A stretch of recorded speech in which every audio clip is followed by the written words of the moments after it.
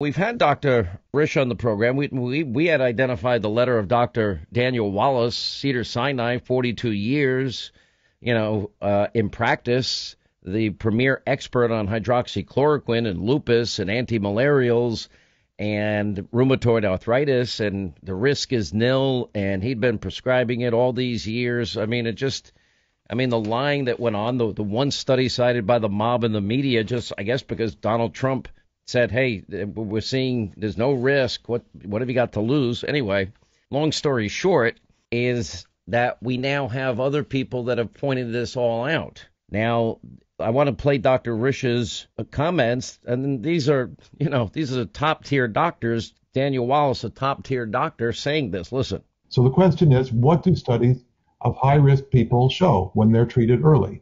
The answer to that is uniformly, every study shows benefit. And this includes 600 seniors in a large trial in Sao Paulo, Brazil, who had 75% reduced hospitalization. About 200 people treated over age 60 in Marseille in France, matched 200 people not treated with a 60% reduction in death. 700 high-risk people treated in a large HMO across Brazil had 50% reduction in hospitalization. 200 early treated nursing home patients in Marseille with a 60% reduction in mortality, 1,100 patients in a New Jersey study with a 50% reduction in hospitalization, 100 elderly residents of long-term care residences in the state of Andorra between Spain and France.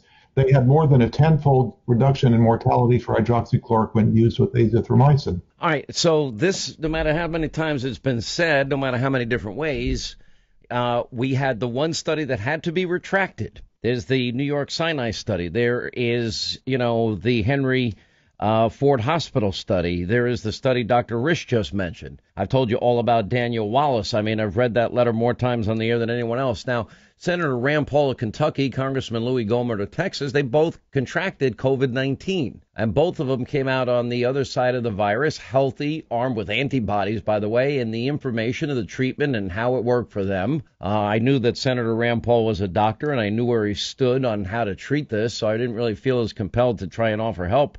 I was all over Louis Gohmert. He will tell you I was his harassing friend, sending him every bit of information I had accumulated over the last 10 months so that he could make an informed decision, and he did. Both Senator Paul and Congressman Louis Gohmert, also Dr. George Fareed, medical doctor, Harvard Medical School, Raleigh, Imperial County, California, and other doctors and clinics have treated thousands of COVID-19 patients, with the 455 of them with hydroxychloroquine. Anyway, and by the way, former research assistant at the NIH, former Harvard assistant professor, developed 3 patents on cancer drugs. I mean, these are the top people in their field. Welcome all of you to the program. Thank you. Thanks, Sean. All right, quickly, Louis, I think you could probably say accurately I was a pain in the ass when I heard you got COVID-19, and I just wanted to get as much information to you as possible in as fast a period of time. Is that true?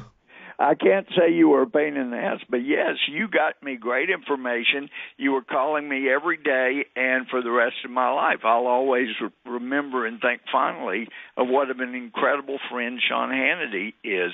I mean, to go to that trouble every day, you made sure I had what I needed. I was able to contact doctors that were immensely helpful, but you've had the courage to step up and say, look, this is what brilliant doctors that are involved in this are saying.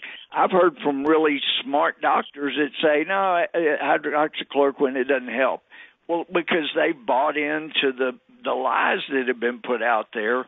And so to have people like Dr. Risch and Dr. Fareed, Dr. Smith in the program we put on, they were able to tell their story, and it is exceedingly compelling. My only regret is the kind of flack that these brilliant doctors have faced as a result of standing up for the truth. Senator Paul, I felt bad when you got it, but you too got over this really quickly. How did you do it? I ended up not having any symptoms and not taking any treatment. But the interesting thing is that I called Louis when he was sick, and I said, Louis, guess what? Now that you're better, we both have immunity. Even Dr. Fauci admits that you get immunity after this. One of the things that was missed in our testimony yesterday is that Dr. Fauci said, The good news is that the vaccine is showing an immune response that is comparable to the response you get from getting the illness itself. But we still have CNN and all the left-wing media saying, oh, you're not really immune, there's no science. Well, even Fauci admits you have immunity. We should be telling the millions of Americans who have had this, good news, you can visit your grandparents now. You're not going to give it to your grandparents once you've healed up. Dr. Fareed, as we introduced you, obviously former research assistant at NIH, former Harvard assistant professor, developed 3 patents on cancer drugs, beyond impressive. But I think I'm most impressed that you were the team physician for Andre Agassi, Jim Courier, Pete Sampras, helping the U.S. Davis Cup team for 10 years. Those were 10 pretty good years for us.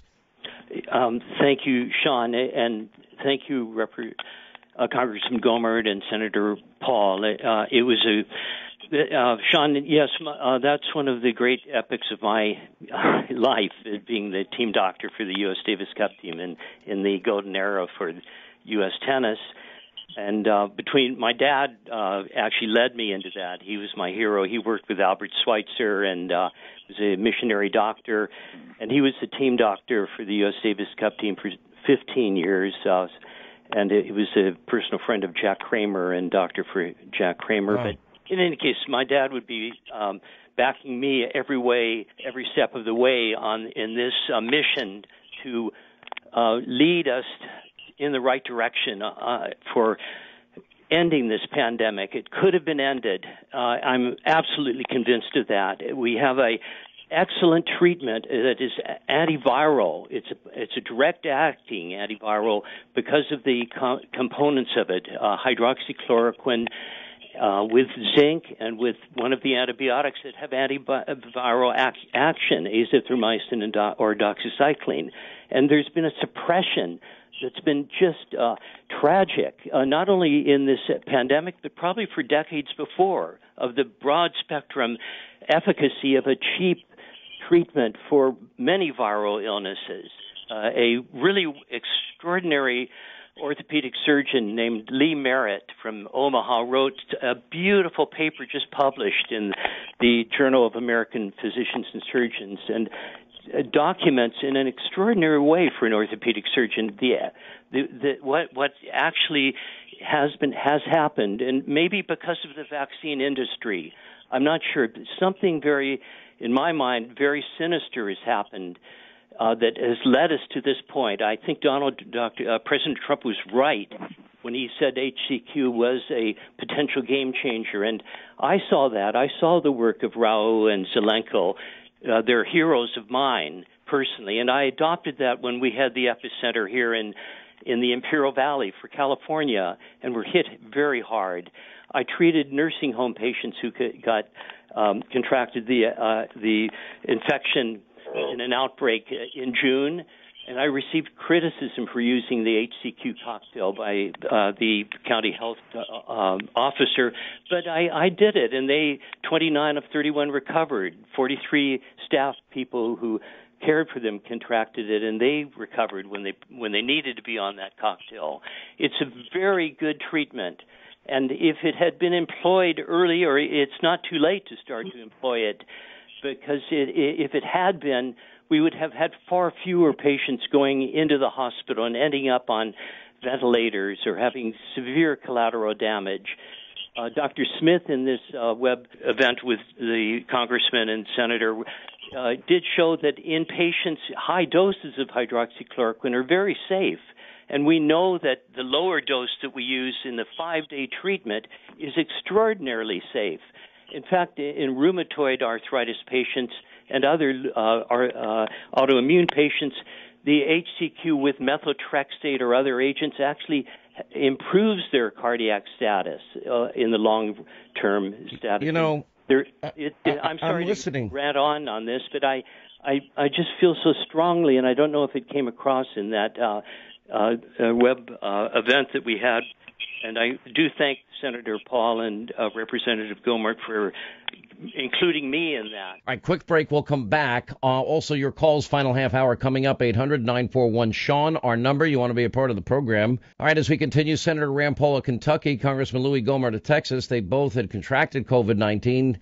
Dr. George Fareed is with us. former research assistant NIH, former Harvard assistant professor, developed 3 patents on cancer drugs, an amazing background. I've been tested a lot. I've not contracted the virus. I don't have the antibodies. I'm not a doctor.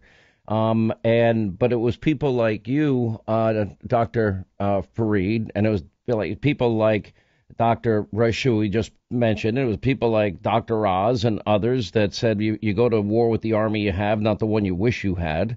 And in spite of all of the anecdotal evidence we had at the time, now it's way beyond that. We've had trials, we've had background. It's still this cloud hovers over this, Dr. Paul and Rand Paul and Louis, and it's frustrating to me. You have to be free to perform medicine. We're not even allowing a discussion without these vicious political attacks. Yeah, I think you're right. This is Rand, and I'm a big believer in the right to try, that you and your physician should make these decisions. And it's extraordinary to have politicians who have actually gotten in the way and said to doctors, no, you can't use this medicine for COVID treatment or coronavirus. That's never happened before. But this is the derangement of the anti-Trump movement, that they hate him so much that they're willing to get between the doctor and the patient on making the decisions. You know, I'm not an advocate one way or another. I'm not coming down saying it absolutely works or absolutely doesn't work, but I am absolutely for the right to try medicine that you and your doctor decide that you want to try. Yeah, and you know, Louis, I didn't tell you what to do. I just gave you the information so you could make the best decision for your health. And obviously, you're a friend of mine. I was invested in you living, Louis. We couldn't lose you. Well, it worked, and I did the hydroxychloroquine, the zinc, the Z-Pak, and also did a steroid nebulizer that Dr. Bartlett recommends. But I did that for 2 days. But the bottom line, and this is where Rand and I are in such accord, you ought to have the freedom to consult your doctor and especially allow a doctor to prescribe medicine that's been found safe for 65 years. Let the doctors decide and patient decide, and that's exactly what you were furthering, and that's what my doctors and I did, and I had those treatments, and it plus a lot of prayer. That's a good thing too. No, and what tell me if I'm wrong, doctor. Taking it early is critical, according to the studies that have now been released. The earlier you take it, the better it works. Yeah, no, that's absolutely the case. It's best when the viral multiplication is at a maximum. That is in the early period before, and that's where it can be blocked effectively, so it doesn't spread to the lungs and other organs. It's the patients that I've treated, 455 very high risk patients. None of them died. There's one death and that was a patient who had a heart attack later after the treatment, but very few had 3 or 4 had short hospitalizations. What happens, unfortunately, throughout our country is that doctors don't know that this is appropriate. It should have been at least suggested and encouraged to be used. There's nothing to lose with it. And ER doctors will send patients home without any treatment. Most doctors will want to see a guideline to be able to have confidence or feel comfortable about providing a treatment. They're scared. We were scared by Dr. Hahn and Dr. Fauci. We were told that there was this is a very bad medication, which it isn't. It's actually a great medication. I'm 76 years old. I have hypertension. I've been thrown into this, immersed in high exposure, and I take the HCQ once a week, and I'm completely fine. I do take precautions. And you take it for prophylactic purposes? I only have about 15 seconds. Sure. Yeah. It's been used like that for malaria prophylaxis with excellent results. But it probably will prove out to be beneficial in this capacity in addition. And again, the risk, Dr. Daniel Wallace said the risk is nil. Listen, what you guys, telling the story, Dr. Oz was saying often on this program, when you intersect politics and medicine, politics always wins. That is what happened here. That is sad. And the people that have been hurt the most through this, that would be the American people.